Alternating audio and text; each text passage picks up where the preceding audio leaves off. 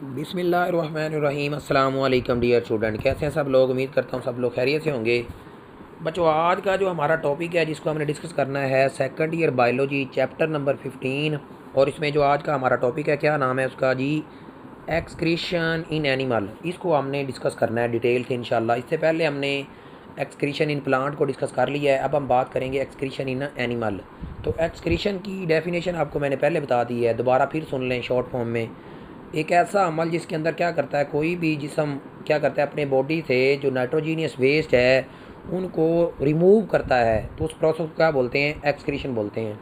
हेमियोस्टेसिस के लिए एक्सक्रीशन भी ज़रूरी अमल है। तो एनिमल की बात करेंगे कि एनिमल के अंदर एक्सक्रीशन कैसे होती है और कौन कौन से मेटाबॉलिक वेस्ट होते हैं, इस लेक्चर के अंदर हम इंशाल्लाह उनको डिस्कस करेंगे। तो अब आपको ये पता है, आप लोग जानते हैं कि जितने भी एनिमल हैं उनका जो इन्वायरमेंट है, बाज़ दफ़ा कुछ एनिमल ऐसे हैं जो हाइपोटोनिक इन्वायरमेंट में रहते हैं, कुछ हाइपरटोनिक इन्वायरमेंट में रहते हैं। जो हाइपोटोनिक इन्वायरमेंट में रहते हैं उनका जो वेस्ट है वो वाटर होगा। जो हाइपरटोनिक इन्वायरमेंट में रहते हैं उनका वेस्ट क्या होगा, साल्ट होगा। इसके अलावा जो मेजर टाइप है एनिमल की वो नाइट्रोजीनियस वेस्ट होता है, जो उन्होंने बॉडी से क्या करना होता है, जिसको क्या करना होता है, उन्होंने एक्सक्रीट करना होता है। अब जब कैटाबलिज्म होता है, ये सामने इस पे पहले गौर करिएगा, ये आपको एक स्ट्रक्चर नज़र आ रहा है, तो इस स्ट्रक्चर पे गौर करेंगे तो आपको थोड़ा सा आइडिया हुआ होगा कि ये स्ट्रक्चर किसका है। ये स्ट्रक्चर है जी बेटा अमाइनो एसिड का। अमाइनो एसिड का जब कैटाबलिज्म होता है ना, कैटाबलिज्म मतलब ब्रेक डाउन होती है, इसमें से ये जो अमाइनो ग्रुप है ये क्या हो जाता है, रिलीज़ हो जाता है, इससे निकल जाता है। इसके निकलने को क्या बोलते हैं, डी अमाइनेशन बोलते हैं। अब ये जो अमाइन ग्रुप निकला है ये ट्रांसफ़र हो जाता है बाज़ दफ़ा किसी दूसरे मालिक्यूल के लिए, और बाज़ दफ़ा इसको रीयूज़ कर लिया जाता है या इसको रिमूव कर दिया जाता है। और ये बात याद रखिएगा, ये बुक में लिखी हुई है, अगर किताब से आप रीड आउट करेंगे कि अमाइनो ग्रुप जो है वो कभी भी उसको रीयूज नहीं किया जाता रिसाइकल करने के लिए। अमाइनो एसिड के लिए, अमाइनो एसिड के रिसाइकलिंग के लिए इसको रीयूज़ नहीं करते, बल्कि ये इसेंशली होता है, ज़रूरी होता है कि किस लिए, कि ये डिज़ोल्व हो जाए किसके अंदर, वाटर के अंदर। और ये इसको फिर क्या किया जाता है, एक्सक्रीटेड किया जाता है to avoid toxicity in plasma, के ब्लड सेल या जो प्लाज्मा है, जो फ्लूइड है बॉडी के अंदर, उसमें अगर इसका लेवल बढ़ गया ना तो उसके अंदर टॉक्सिसिटी पैदा हो जाएगी, जिसकी वजह से इशू क्रिएट हो सकता है। अगर इसकी हाई कंसनट्रेशन है तो वो आपको पता है टॉक्सिक होती है।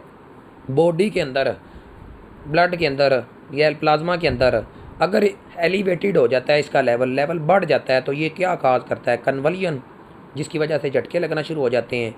और बाज़ दफ़ा कोमा में भी कोई भी एनिमल जा सकता है और अल्टीमेटली उसकी डेथ भी हो सकती है। इस वजह से इस अमोनिया के मालिक्यूल को क्या किया जाता है, कन्वर्ट किया जाता है किसके अंदर, यूरिया के अंदर या यूरिक एसिड के अंदर।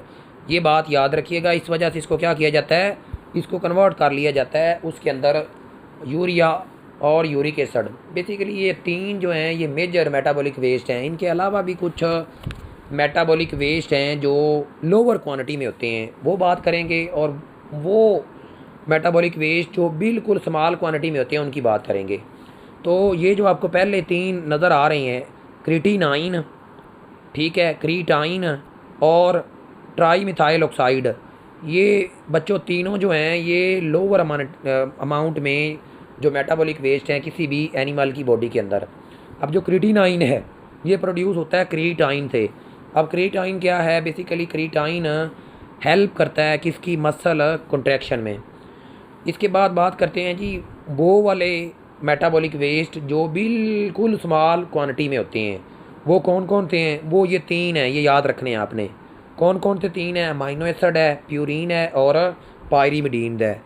ये स्मॉल क्वांटिटी में होते हैं और ये ऊपर वाले क्या होते हैं, लोअर क्वांटिटी में होते हैं। और जो हमने पहले ही पढ़े हैं वो तीन जो थे, अमोनिया, यूरिया और यूरिक एसिड, वो क्या होते हैं, मेन क्वांटिटी में होते हैं। इसके बाद ये बात याद रखिएगा कि ये जो लो क्वांटिटी में हुए हैं, सॉरी स्मॉल क्वांटिटी में हुए हैं, इनमें ये जो प्यूरिन है और पैरीमिडीन है, जब इनका मेटाबॉलिज्म होता है तो इनके मेटाबॉलिज्म से भी कुछ मेटाबॉलिक वेस्ट निकलते हैं। वो मेटाबॉलिक वेस्ट कौन कौन से हैं वो आपने देखना है। एक है हाइपोजेंथाइन, एक तो ये है, एक है जेंथाइन, एक है uric acid, allantoin, urea, ammonia. तो ये एक बहुत इंपॉर्टेंट शॉर्ट क्वेश्चन है कि जब मेटाबॉलिज्म होता है प्यूरिन्स का और पेरिमिडिन्स का तो कौन से नाइट्रोजीनियस वेस्ट निकलते हैं। और दूसरा शॉर्ट क्वेश्चन ये याद रखिएगा, स्मॉल क्वांटिटी में ये वेस्ट निकलते हैं, लोअर क्वांटिटी में ये वेस्ट निकलते हैं, ये भी शॉर्ट क्वेश्चन है। और मेन जो 3 मेटाबॉलिक वेस्ट हैं, अमोनिया, यूरिया और यूरिक एसिड। तो ये हमने आज टॉपिक डिस्कस किया छोटा सा, एक्सक्रीशन इन एनिमल।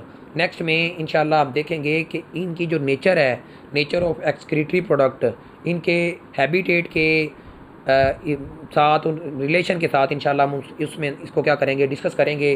तो इसको बड़े ध्यान से आपने क्या करना है, अंडरस्टैंड करना है। अगर किसी बच्चे का कोई क्वेश्चन है बेटा तो वो कमेंट सेक्शन में पूछ सकता है। थैंक यू, अल्लाह हाफिज़, अस्सलामु अलैकुम।